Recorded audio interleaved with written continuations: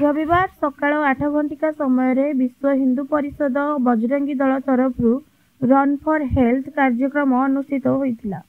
यह कार्यक्रम को मान्यवर विधायक के अनिल कुमार उद्घाटन करथिले। बजरंग दल तरफ ओडिशा प्रांत बजरंग दल अधिकारी इंग राजीव नेत्र खांडगा मंच संचालन करथिले। यही गणदौड़ ओडिशा प्रांत सह संपादक श्री उमाशंकर आचार्य, प्रांत सह संपादक डॉक्टर अरुण प्रसाद पाढ़ी, प्रांत कार्यकर्ता रमाकांत रथ, गंजाम जिला सभापति अजित कुमार महापात्र, गंजाम जिला संयोजक अजय बेहेरा, गंजाम जिला सह संयोजक रोशन भाई, बड़ उपासना प्रमुख आलोक भाई, बरहमपुर नगर संयोजक तोफा भाई, सह संयोजक सीताराम भाई एवं 1500 रु ऊर्ध्व कार्यकर्ता उपस्थित रही। जुम समाज को निशा ठारू दूरे रहिबाकू और निशा निवारण सचेतना कार्यक्रम गणदौड़ करा जायतिला। एही गणदौड़ खलिकोट कॉलेज ठारू आरंभ होई नगर परिक्रमा करी पुणी खलिकोट कॉलेज रे समाप्त होइतिला। जय श्री राम। मु इंजीनियर राजीव नेत्र खाड़ेंगा, विश्व हिंदू परिषद बजरंग दल ओडिशा पूर्व प्रांत।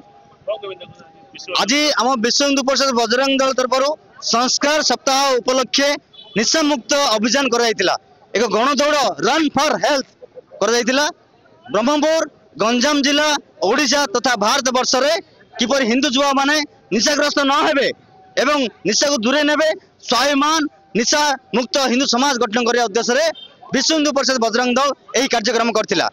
यही कार्यक्रम द्वारा आमे जनसाधारण जनाई दउछु जे विश्व हिंदू परिषद बजरंग दल निशा मुक्त अभियान रे शामिल अछि आउ समग्र युव समाज को हिंदू समाज को निशा मुक्त करियारे यह सहायक हेबो। एथमे हजार हजार संख्या रे युवा समाज आम सहित जोड़ी होई वर्तमान निशा मुक्त अभियान रे सारा भारत वर्ष रे शामिल होचंती। सरकार भी पदक्षेप नेचंती। आपण जानिथिबे वर्तमान भारत सरकार विश्व हिंदू परिषद बजरंग दल को पुरस्कृत भी करछे। निशा मुक्त अभियान रे शामिल होई व्यापक परिमाण निशा द्रव्य को सरकार को धरेबा एवं निशा मुक्त युव समाज गठन करबा, सशक्त युव समाज गठन करबा, स्वावलंबन युव समाज गठन करिवारे विश्व हिंदू परिषद बजरंग दल सहायक होइछि। आमर आज जो गणदौड़ कार्यक्रम होइतिला रन फॉर हेल्थ निशा मुक्त अभियान पे एथरे माननीय विधायक के अनिल कुमार मध्य शामिल होइतिले।